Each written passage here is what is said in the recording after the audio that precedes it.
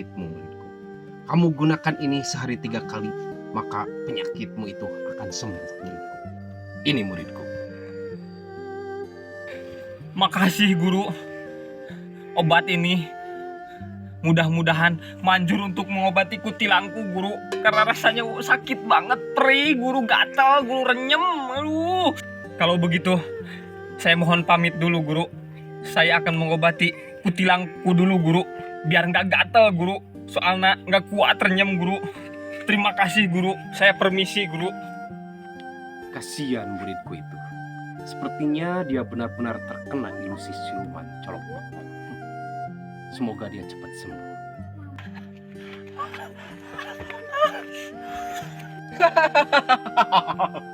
Kenapa kamu muridku seperti itu? Ada apa gerangan muridku? Guru, obat apa yang diberikan padaku guru?